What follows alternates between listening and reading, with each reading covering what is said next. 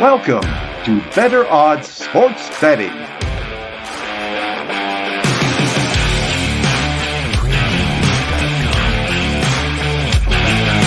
Here's our hosts, Kev O'Neill and Kyle Hunter. What's happening, everyone? Welcome back to Better Odds Sports Betting. Kyle cannot make it today, but we have a great beer-loving fill-in and Mr. Matt Landis from Props and Hops. Matt, how the heck you been doing after this wonderful new year? It's going pretty well. First week of the new year, back to the grind after the holidays. And Kiev, speaking of beer, we're doing this Friday afternoon. Feel like after we wrap up recording, you and I might both be in the mood to throw back one or two. I'm sure I will be. I still have a couple Christmas ones left, a couple porters and some stouts, so I'll be jumping in that. My KBS is gone, though. I definitely destroyed all that. That's some high premium beer these days, especially price wise. But I got some Dragon's Milk left, so I'm gonna be checking that out right after this show as well. Good call. But yeah, there's a lot to talk about in the NFL. I know that obviously we had the awfulness that happened on Monday Night Football with Damir Hamlin, and all our thoughts and people that prayed for him, and I agree with all that, and I'm glad the NFL did stop that game. But now we move on, and the NFL's finally made a decision to cancel the game. I think that's the best way to do it. We're so close to the playoffs. It's interesting what the NFL did, because they could have did the simple route and say, well, the Bengals were leading, make them win, or flip the coin or something like that. But at least they're kind of trying to make it fair by saying, look, we're not going to give you a home field advantage for the AFC Championship game. It's certainly weird for Ravens fans that were kind of hoping for that loss, though, that they would have had a chance to play for this title game. But hey, let's face it, Ravens fans, you got Lamar this week, so I don't want to hear anything more from you guys. But, as we move on, this is all about sports betting, and there's a lot of lines to look at, isn't there, Matt?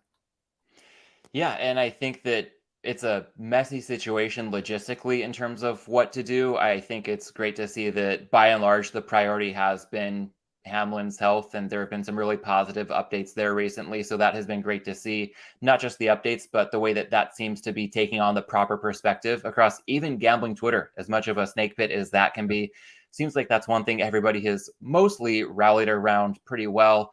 I know the logistics of a possible neutral site AFC title game. Certain teams feel like they're put at a disadvantage by all this. It's messy. There's no clean solution. And I get that some fans of certain teams or some teams themselves might have some complaints, but welcome to the real world. Yeah.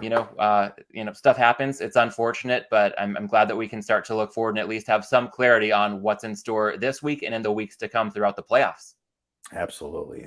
God forbid anything crazy happens again. But the most important thing, the kid's going to pull through, and that's what made me so happy to hear that news, and how he woke up and how he asked if they won the game. And the doctor said, no, you won the game. You won the game of life. I thought that was fantastic. It was great to hear that report. But let's get into a little Saturday action here. Kansas City is going to be at LA, and the spread's just been hanging around this 9, 9.5 bounce. I kind of think that it's still a little bit teaser protection. Personally, I think if you really care about the Raiders and you really, or the Chiefs, and you like the Chiefs side, you probably want to wait a little bit. Personally, that's what I feel. I don't know if you do feel that way, but if you like the Raiders side, I would still grab that. I doubt there's a chance that it hits the 10. Total is a pretty high total at 52.5. Now we know that Jarrett Stidham is playing quarterback here. What do you think that the downgrade is on that? And is there anything you like in this game? Stidham is an interesting case study in the sense that we've basically got 1 week of game film on him, and it looked great. I think he exceeded all expectations, we can comfortably say, against the Niners last week. And I wonder if that was why earlier in the week we saw this tick down. I think there were some -7, -120s for Kansas City, and that seemed to be the point of resistance for the market. A lot of Chiefs support then flooded in after this had opened, I believe, at Chiefs -10. Some good two-way action in this game. Basically, I think there has to be some sort of anchoring to the Niners being, a 9.5, 10-point favorite last week in Las Vegas.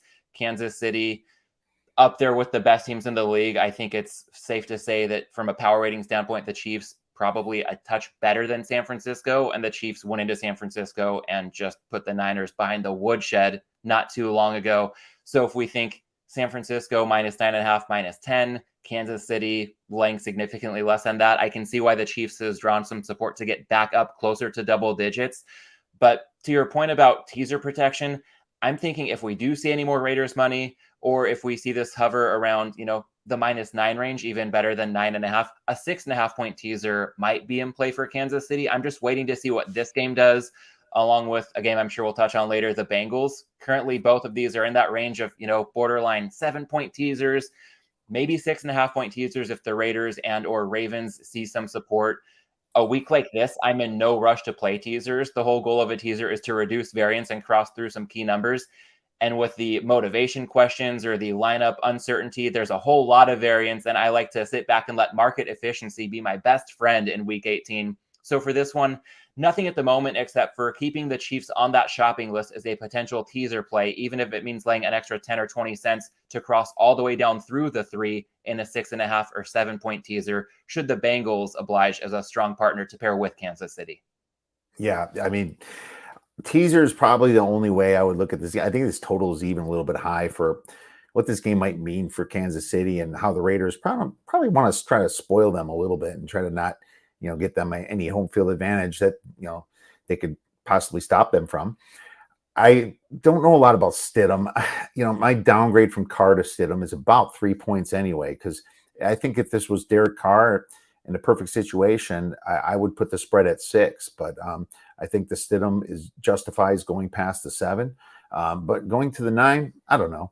I do like how the Raiders did match up against them last time. I think they did have a solution for Travis Kelce, and I can see that possibly happen again just from familiarity. If you remember this game, the Chiefs were pretty big favorites, and this thing all the way went to the end earlier this season. The Chiefs have been just kind of, a strange team getting backdoored a lot. Just like the Denver game, they're up 28-0, and they all of a sudden Denver's in the game. They possibly can win it, And sometimes Mahomes tries to get a little cute. The Chiefs have been playing a lot of close games, and it kind of drives me nuts a little bit seeing them. They're supposed to be covering these big spreads and they don't. There's no chance I would lay it with 9 right now. I would definitely lean to the Raiders. Not really interested in the prop market either on this one, so I'm going to pass on this one. But if I get down to like an 8, 7.5. I think then I would possibly be interested in teasing it, Matt.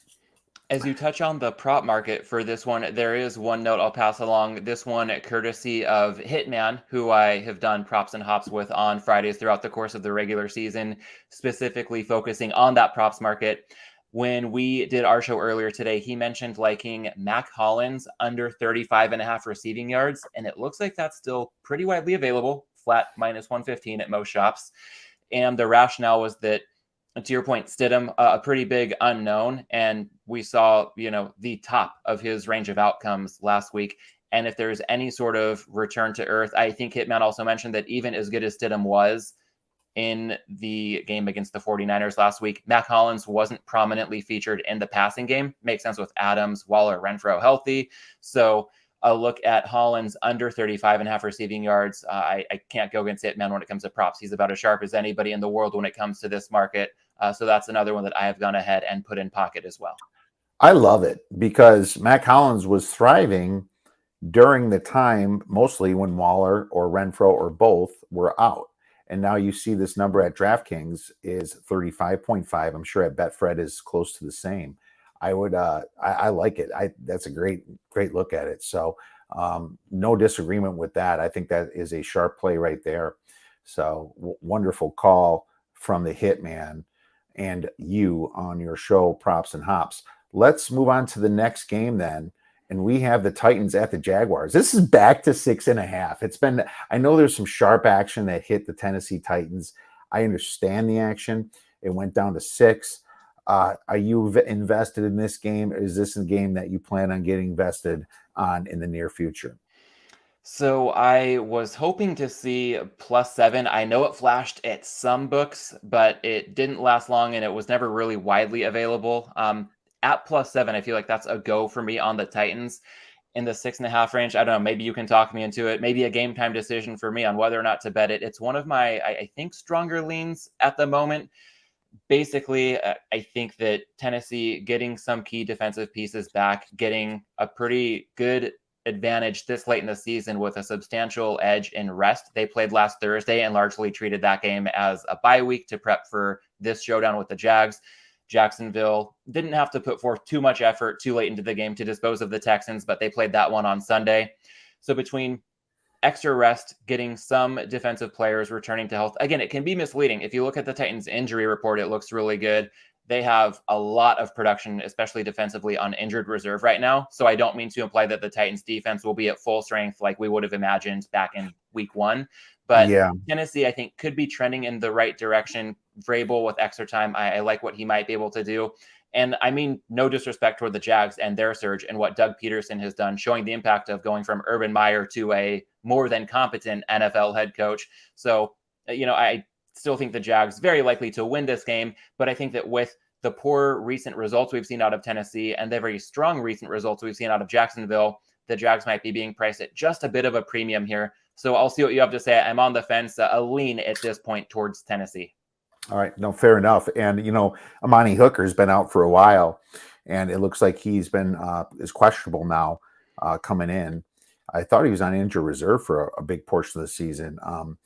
And it's not enough for me because you still have Andrew Adams, DeMonte Harris. You have their linebackers, Bud Dupree, Zach Cunningham, that all went out like the end of December. And so they got a little bit more healthy, but from the hit they actually took, I thought it was more massive. And now we're talking about a quarterback in Dobbs that's been just a kind of career backup for a while. And I'm sure he's a little bit better than Willis, but, putting him in the Ryan Tannehill area, I'm just not buying that. Now, the Jacksonville, they couldn't get in their own out of their own way earlier in the season, right? They're just fumbling and bumbling these games away. I mean, I remember that Eagles game; they could have won it, and then they not only did not win it, they couldn't even cover the spread. Unfortunately, my number is a perfect number, not including injuries, just from what you did the whole season, is at 6.3, and so I have to downgrade them a little bit.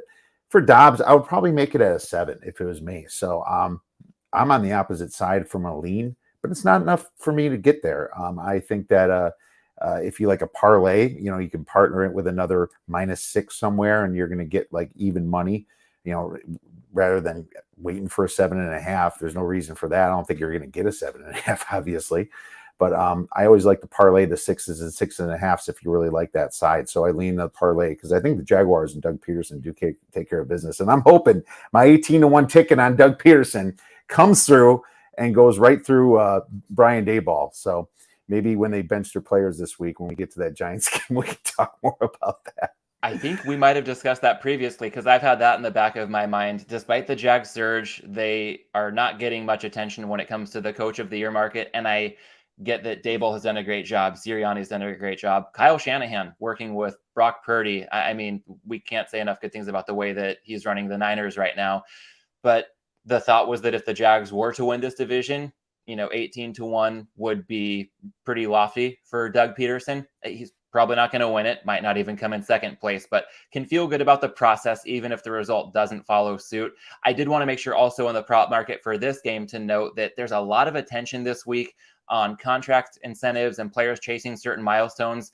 The Jags could be in for a pretty expensive day from a pass production standpoint. I'm going to pull up some numbers here when it comes to Christian Kirk, Zay Jones, and Evan Ingram. Some incentives on the line across the board. Looks like, if I've got this right, Christian Kirk, 91 yards away from a $500,000 incentive. Zay Jones, 98 yards away from a $250,000 incentive. Evan Ingram, 61 yards away from a $200,000 incentive. So the top 3 pass catchers for Trevor Lawrence, all going to be heavily incentivized to, trigger some bonuses. With this being a win-and-in game, I don't think that can become, the forefront of the Jags' ambitions here. If they have a big lead late and can play around a little bit, maybe they do something to favor one or two of those guys a bit more than they typically would. But where this leads me, given those incentives and also the matchup against the current state of the Titans defense, another prop Hitman touched on today's episode of Props and Hops, Trevor Lawrence passing yards over. It's tough to identify. There's one ball. It's tough to say, are they going to prioritize Kirk or Jones or Ingram, if they can even prioritize anybody, depending on how a must-win game plays out for them. But Trevor Lawrence passing yards over would apply well, regardless of who gets the ball in the passing game for Jacksonville. at the time of our recording, this one was around 260.5. I look now and it has gone up. I am seeing anything from 263.5 to 266.5. So as always, shop around for the best number, especially in props. We can see some discrepancies from book to book. 266.5 is probably a bit steep, but I would say anything in the range of 265.5 or better, probably still viable for a reduced stake. I haven't confirmed that with Hitman, but I think if he liked it so much at 260.5, there's probably still a bit of wiggle room left at the current consensus price. I see 265.5 right here, juiced at minus 115, but that's not like crazy in the prop market. You see you pay a lot of minus 115s in the prop market. Yeah, that's pretty much flat, like minus 110 is for point spreads.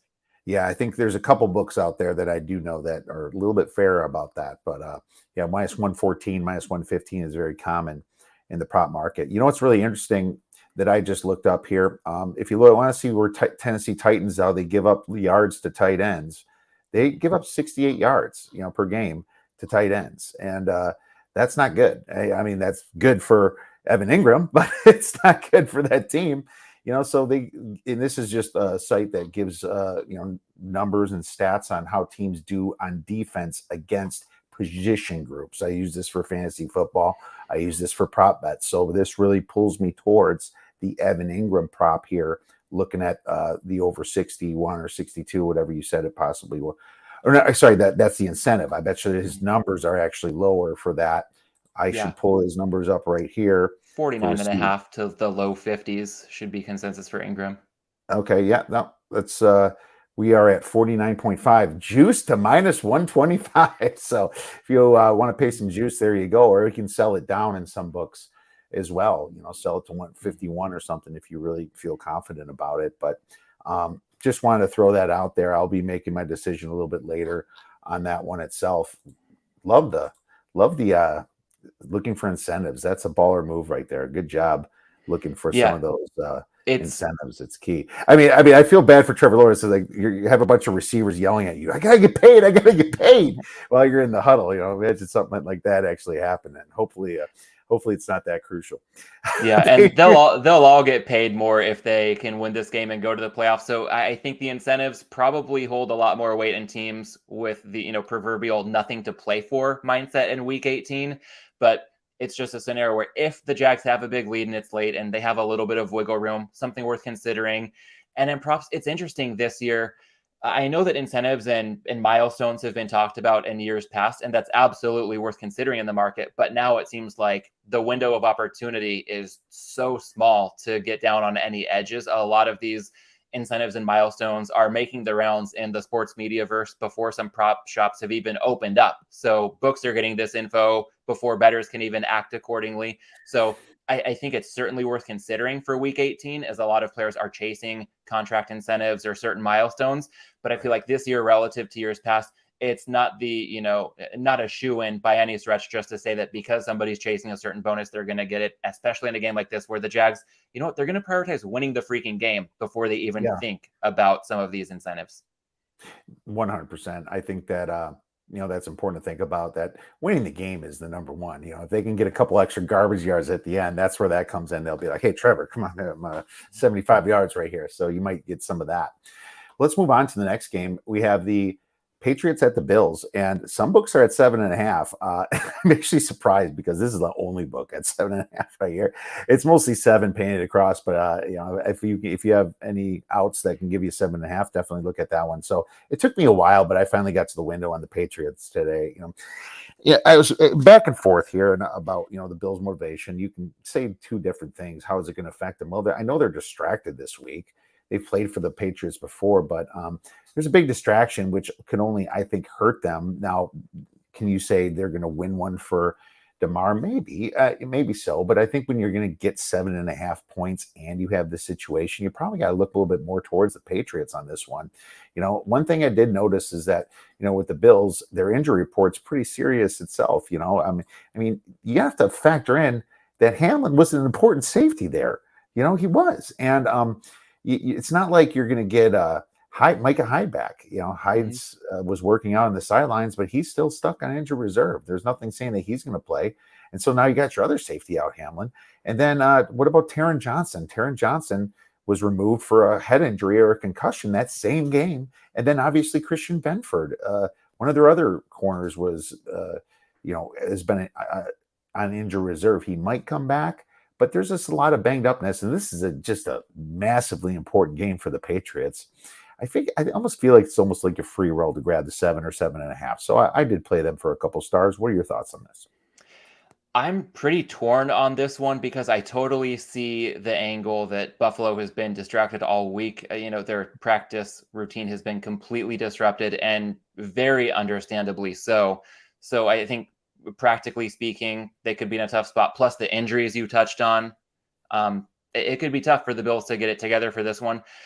I could also see the case where they're super talented. Maybe they're ultra motivated to go out and win one for Hamlin, given the emotional week that this has been. So that could kind of go either way.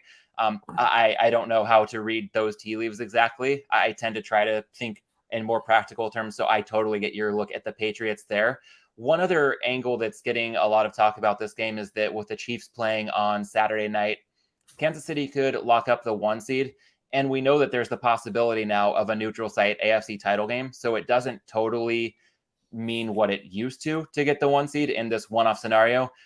But for Buffalo, even if they know they can't get that 1 seed, they would still be playing for the 2 seed because Cincinnati still has a crack at that. If I'm following the circus act of all these logistics properly, I'm highly confident that if Buffalo loses and Cincinnati wins, then Cincy could get the 2 seed and Buffalo would be the 3. And the consequences there, Fabian Summer, pro bettor on this week's episode on Wednesday on the Props and Hops podcast, he mentioned that these teams could meet in the divisional round, and Buffalo winning this game or losing this game could dictate, if they do draw Cincinnati in the divisional round, who gets home field in that one. And we just saw a raucous crowd in Cincinnati on Monday night. You've got to think if the Bills are going to draw Cincinnati again, they'd want to host that game. So even if the 1 seed is gone before they kick off against the Patriots, they could still have something to play for from a purely motivational standpoint as far as the playoff picture goes. With all this considered, this game could go any which way. I have heard a lot of sharp people who I respect on Buffalo. I've heard a lot of sharp people who I respect on New England, as you are. So this is one where I will be on the sidelines. I think, it'll be a fascinating game to watch. And the Patriots have some playoff ramifications of their own in this case. But I just don't see enough confidence the way I look at it to get in play on the side. Yeah, it would be a devastating loss for Buffalo if they did lose this game. I think they're going to win it. I just think that they're playing a middle of the road Patriots team, and you have an injured top team like Buffalo. I think 7.5 is a little bit too much. So, it's just kind of a good place for the Patriots to pounce. I think Buffalo wins by 4 to 5 points, maybe 4 to 6, something like that. I just see some value on that, but that's cool. You get both from both sides. I mean, my perfect number is 7.3. My algorithm spits out 7.3. So there you go. It's monster edge on 7. Yeah, right. I just have to factor in the injuries and the crazy spot of non-preparation. Let's move to the Bears-Vikings game. And I don't know why this thing just went down from 7.5 to 6. I know that there's some injuries on the Vikings offensive line, and I think that was part of it, but it's still Nate Peterman with the Bears, and the weird thing about this is the Vikings are guaranteed motivated because the Niners, the Cowboys, and the Eagles all play late, so I find that very interesting. It's like, well, they don't know that they're going to lose. They could possibly get a number 1 seed or something here. So it's not like they're out of it. So they can get the number 2 seed because the Eagles beat them. So the Eagles still have 1 game over them. So they can get a 2 seed. I think they're going to want a 2 seed. I think they win. I think they are motivated for at least the first 3 quarters. I don't know what they're going to do in the fourth. What are your thoughts? My thoughts are that this is a pretty strong follow-up to the teaser conversation we had about Kansas City, because the Vikings, as you said before this just dropped down, the Vikings were favored by north of a touchdown. And typically if we see favorites in the range of 7.5 to 8.5, that's a classic advantage teaser play. And in this case with the Vikings, they no longer fit the mold. I don't know in the last little bit what has happened to move this line down. Maybe it's some of the market just saying, hey, even with Nathan Peterman, we know the Vikings are nowhere near as good as their record. They should not be laying this many points on the road right now. Whatever the case is, again, week 18, proceed with caution when it comes to teasers, because on today's Props and Hops, the Vikings were a teaser leg that I mentioned with a lot of caution. I tried to caveat it, but if I was locking in a bet for show purposes and there was a teaser involved, the Vikings were on it. They have fallen out of teaser territory. So you could be left, holding a bad number if you're too quick to the window. Again, trying to limit variance in the extremely high variance week that is week 18. With the spread where it is now, I get the move on the Bears. I mean, I know that there's not much to like about Peterman, but the Vikings winning by margin, and I know there's the possibility they could improve their playoff seeding. I know we haven't seen them blow out many teams this season, despite how many games they've won. And yes, it's possible that they can improve their playoff positioning. But looking at how heavily favored the Eagles and Niners are, it seems like quite a long shot. They won't be able to do any scoreboard watching. So to your point, maybe that actually keeps them motivated for longer. I just wonder if they need to be practical and try to treat this week as a bit of a bye because they know it's such a long shot to get a more optimal playoff seed. Maybe it would still behoove them to rest guys. I mean, I'm kind of talking out of both sides of my mouth here as a way of saying this could go any which way. So once again, for me, like most games this week, it's probably going to end up being a pass. And that's a good call. I look at the cluster injuries now. The center's out, Garrett Bradbury, but the guard and the Brian O'Neill, injured reserve, they're done. So I almost feel like, why are you playing a bunch of guys anyway? You got Zadarius Smith's banged up, their pass rusher. But at the same time, you're still playing a second string or third string Bears team. It's still a very bad Bears team. And at least if you still have Kirk Cousins there fighting for his life, which he could be behind this offensive line, he should be able to get some stuff done enough to win. But there's no chance I'm touching the spread in this one either. It's a definite pass for me. One note, if I may, on the prop betting market, in this one, not available at most books, but something to keep an eye out for those willing and able to shop around. You mentioned Zadarius Smith. If I've done my homework correctly, he is half a sack away from triggering a $750,000 bonus. So even if he's a little bit banged up, especially now that it's not Justin Fields that he'll have to chase down, got to think he'll do everything he can. Some books do post individual defensive player props. Not all of them, but with that incentive, I do feel like that might be worth a look. That's an awesome look right there. Absolutely. And the Bears offensive line is not good either. So I can see Peterman, the statue, becoming the statue back there and getting pounced. Yeah, that's amazing. Plus, you know what? If he doesn't play, you get no action on the prop. They refund it. So that's the way you want to do it. I also want to mention there's a lot of props not out yet because there's just so much uncertainty. Like, you're not going to get a lot of props on the Dallas Giants game right now. You're probably not going to get a lot of props on, the Eagles versus Giants. You're not going to get a lot of props on the Chargers game versus Denver because that's all reliant on the Baltimore game. So there's just a lot of stuff that's not even going to be listed. So keep that in mind as well. Baltimore Bengals. The Bengals are now up to -9.5 with the announcement Lamar is completely out, which happened like minutes before we started, Matt. Total 39.5. I can only see the Bengals just taking care of business here. I already used the Bengals in a teaser leg. Thank goodness I got this one early, and I got them with another team I knew that was motivated. See, you only take a teaser unless you know the teams are for sure motivated. Well, I know the Bengals are for sure motivated, and I know the Browns are for sure motivated because the Browns are playing spoiler. There's no reason. They're not fighting for draft picks. It's not going to be much of a difference. They're going to want to take the division rival, the Steelers, out of the playoffs. Well, unfortunately, now that's past the 3.5. I cannot recommend that. I was really getting excited to do that until I saw this too. So there you go. But unfortunately, they're stuck. I would say that you might want to take a look at some sack props possibly. Brown is not a good quarterback. He's going to hold the ball. He's got nobody to throw to but Andrews. Maybe you take an over on Andrews, but when it comes to bad quarterbacks, even they can be so bad that they can't even get it to their tight end, which is their favorite big target. So I want to throw that out there. This is a pass right now. What are your thoughts? Yeah, from a teaser standpoint, closing the loop with the Kansas City conversation, if both teams net out in the -9.5 range, a 7-point teaser laying no more than -140, I think is a good way to get both the Chiefs and the Bengals just to do a little more than win outright. And we might as well kill two birds with one stone here and talk Chargers Broncos as well, because I feel like Bengals Ravens is directly correlated to that Chargers Broncos game in the later window. I think there are two correlated moneyline parlays that, frankly, I can't fault either one. And at different points this week, I have placed both of them. The Bengals on the money line paired with the Broncos on the money line, because if Cincinnati wins, that Baltimore loss would lock the Chargers into the 5 seed and the Ravens into the 6, if I've got it correct. I know that a Baltimore loss clinches the Chargers in the 5th seed, and then in that case, the Chargers probably rest everybody they can. So that gives a lot of correlation between Cincinnati and Denver. I know there was a release on Cincinnati this morning that had some influence in the market. It was previously available even earlier this morning in the range of plus 120. It's probably closer to plus 110 right now. I think any plus money on a Bengals money line, Broncos money line parlay has plenty of value. And then looking the other way, if the Ravens somehow pull this upset, very unlikely, but if Baltimore pulls it off, then the Chargers do need to show up to try to get a win in Denver to hold on to that 5 seed. And I keep mentioning the 5 seed because the difference between going to the winner of Tennessee, Jacksonville, a lot bigger than most years with the 5 seed, considering Tennessee, Jacksonville, a very favorable matchup relative to going to Cincinnati or Buffalo, most likely, if you're the 6 seed. So with that in mind, if the Ravens can pull off the upset against the Bengals, then the Chargers come to play against Denver.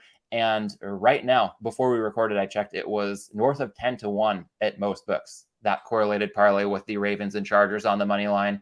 So yeah, it's unlikely to hit, but even if it's in the low double digits percentage wise to come to fruition, that's north of the break-even percentage that you get on the correlated parlay, thanks to the Broncos and Bengals taking on a lot of money recently. The Ravens and Chargers money lines have really juiced up. So this is probably the best time yet if you're looking to play. Honestly, I couldn't fault somebody playing both of these correlated parlays, and there's a pretty decent chance one of them is going to hit.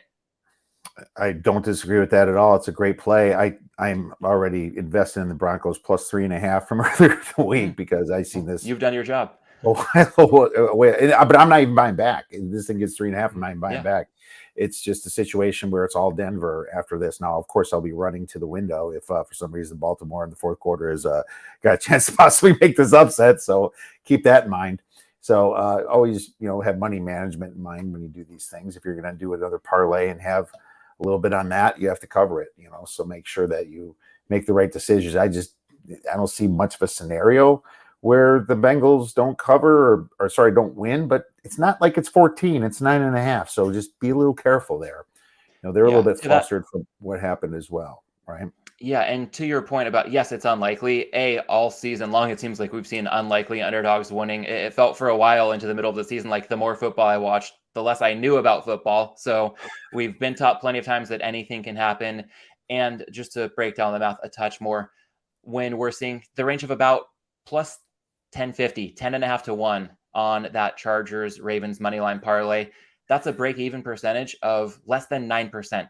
So even if you just think, okay, it's really unlikely, but if you even assign it a 10% probability, then it's a plus EV move. So it's the sense of placing a bet that you expect to lose, and that can be a hindrance in a lot of ways. I totally understand why, but just looking at it purely from a mathematical standpoint, if you want to be a bit of a mercenary when it comes to value, there are far worse things you can do with your money on this weekend's card.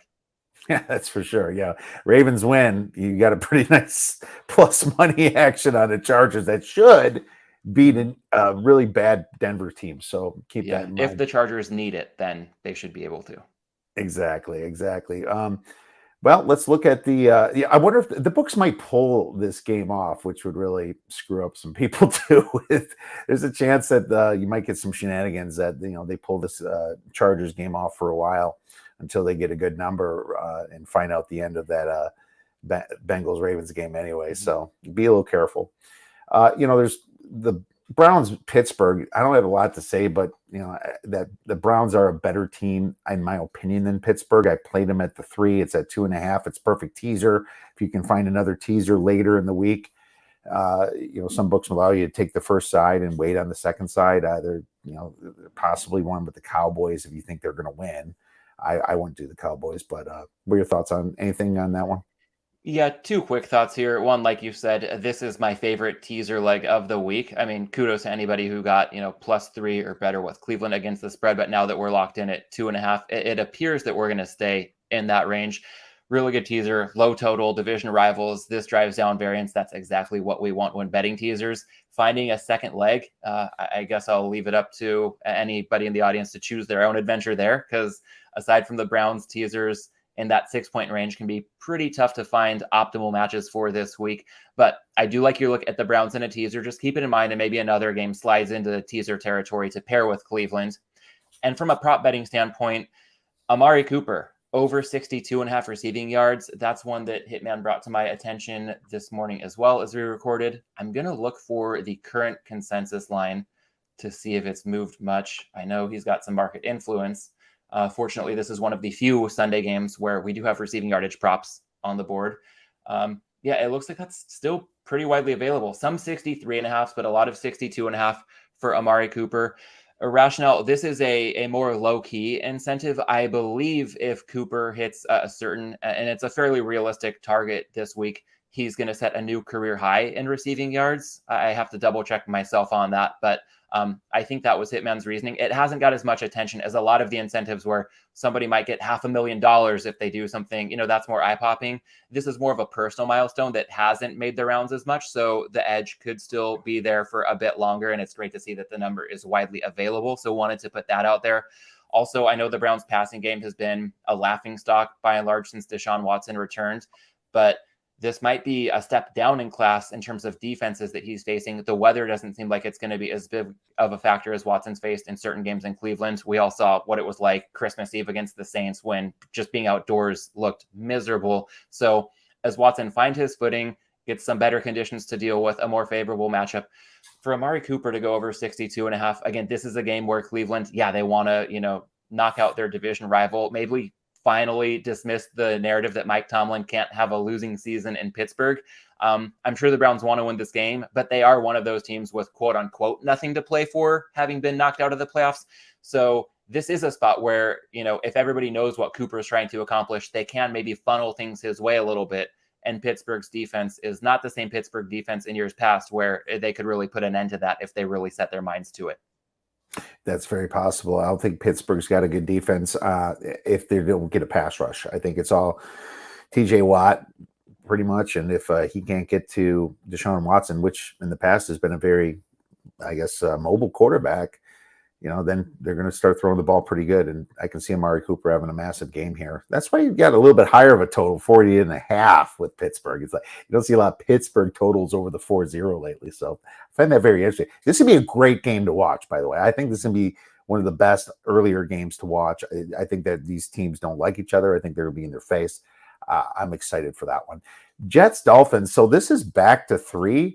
Minus 115 now, 3.5 in some books, total 37. Was this all Joe Flacco announcement for the Jets coming in that ruined it? That's what I'm thinking. Yeah, I might have been a bit long-winded on some of the previous games, and I'll start to make up for it here. I've got next to nothing on this game. Flacco, Skylar Thompson, you tell me. I feel like if this game got much above 3 either way, then cool, there would be interest. But as it stands right now, it's tough to really parse out any edges in this matchup. Yeah, I had 3.5 earlier in the week, and I'm upset that I didn't buy back now with the Dolphins. I thought it'd be White, but he's gone. So there you go. Tampa versus Atlanta. I'm passing. It's -4. I just think that, Tampa Bay's backups probably aren't that much worse than Atlanta starters at this point. Atlanta's been banged up. I think it's probably a pretty good number. So anything? Yeah, one prop on this one that I don't know why I had a bit of a light bulb moment this morning. If you have the DraftKings screen up specifically, let's see if you can check out their game props. On props and hops, my bet was Tampa Bay to score first, and I will break that down. But DraftKings specifically had an offering that seemed a little bit more appealing. So you might have to search around a little bit, but there will be a prop. I think it's still posted. It's to score first and lose the game. It's basically Tampa Bay like to score first / money line.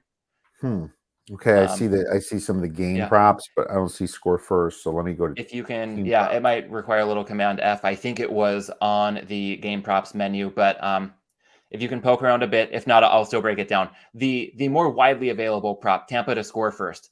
The rationale there is that Tampa Bay as a 4.5 point underdog, that's in the same range as the Lions this week.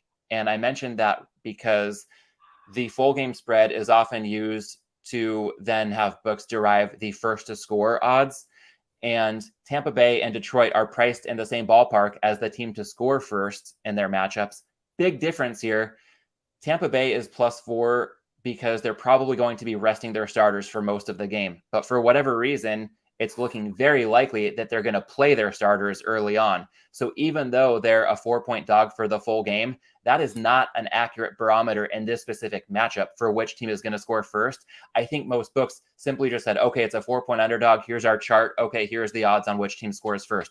Tampa Bay with its starters should be much better than even money or even some plus money out there to score first. I think they should be a pretty prohibitive favorite. That hasn't been the case. So I'd say at even money or better, which I've seen at a lot of shops, that's a bet that I really like, just because if Tom Brady is on the field against that Atlanta defense early on, you might get multiple cracks at that one coming home. And then at DraftKings, I see it right here. Tampa Bay to score first and lose is plus 280. That's exactly what I had in mind. So because the Bucks are likely playing their starters early and then resting them late, I think that gives them a distinct edge to both score first and lose the game. I think the full game spread of Atlanta -4 makes perfect sense. So the Bucks to lose the game, fine. But Tampa Bay to score first isn't properly priced. So therefore on that prop, at a lot of books, you can find even money or better on Tampa to score first. And I like that a lot. I like it even better if you can get that plus 280 at DraftKings on Tampa Bay to score first and lose the game, because once they score first, you're probably not going to see too many players you're familiar with on offense for the duration of the game. No, I love it. That's an amazing find right there. Great stuff. Texas Colts, I'm passing. I don't want nothing to do with this game. I think anything there. No, I mean, Texans, I guess, must lose to preserve the 1 seed. Jeff Saturday, there's I don't not think a Lovie lot Smith to buy cares it about on there. That, I don't think Lovie Smith. It's like give me a contract and I'll lose, buddy. Yeah, exactly. And I think that the players and coaches on the field, again, there's a lot of narrative with the Bears, the Texans for draft positioning. Oh, you've got to lose. I get it from an organizational standpoint. It makes sense. But whoever's on the field, whoever's coaching on the sidelines, they're putting forth their resume. They're going to be giving it their best. We might see some organizational decisions to sit certain players. And bottom line, both of these teams, not much to write home about. And when we're looking at bad teams going head-to-head, I just feel like that's added variance, not knowing who might come through or who might make which blunder. So easy pass for me as well. We have a few minutes left, so I want to fast forward past the Cardinals, Niners, the Giants, Eagles. Not a lot to talk about really from there. I understand there was probably some of the same philosophy to score first for the for the Cowboys versus the Commanders. But I just think this game itself, the Cowboys Commanders, I guess that's one I want to talk about. I still think the spread's a little bit high at +7.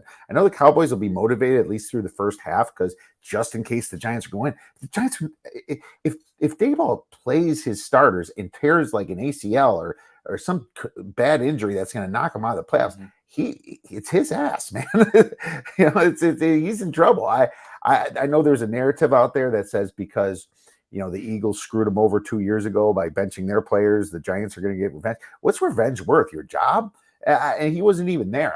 I don't see the Giants winning this game. And if I was Dallas, I wouldn't play my starters either, because you're not really going to win that division.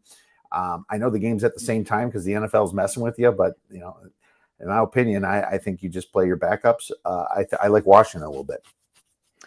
Yeah, I think that's a classic case, and over the years it has been quite lucrative, of the team with nothing to play for that's just been really ugly recently against the team that is poised to make a playoff run. Sometimes we see those favorites priced at quite a premium. So I can't fault the look at Washington. I feel like for teams like you mentioned, the Eagles, the Niners, I would say if I had to, I would lean toward underdogs catching 2 touchdowns in those games, because I feel like it's a matter of get in and get out, very business-like for Philadelphia and San Francisco this week. Try to, do what you need to from a seeding perspective. I'm sure there's going to be some scoreboard watching going on. So if a certain game is going, as expected, when we've got favorites in this range, you can get some guys off the field, treat this week as a bit of a bye, or in the Eagles case, go ahead and lock up your bye and then make sure you get everybody out of this one as healthy as possible. Because for Philadelphia, the injury bug has really been biting them lately. So it's a case, I think, of the late, great David Malinsky, who just last Friday would have been his 62nd birthday, as I've been thinking a lot about him in recent days and weeks. He would often talk about at this stage of the season, must win, not equating to must win by margin. So I'm in no rush to say that the Giants or Cardinals will beat the Eagles or Niners respectively. But when we see some of these inflated point spreads, I like your look again at Washington. Some of these teams we can safely assume Philadelphia, San Francisco, Dallas, very likely going to win. but that doesn't mean they have any sort of incentive to win by margin. They're much more incentivized to try to get their key cogs out of the game as healthy as possible. That's very true too. You might see a whole like game of second stringers with the Eagles and the Giants. As long as the Eagles are holding an 8 or 9 or higher point lead, I can see that Jalen Hurts definitely going right back to the bench, putting Minshew in to get a little redemption after that poor performance last week. Rams, Seahawks, Detroit, Green Bay.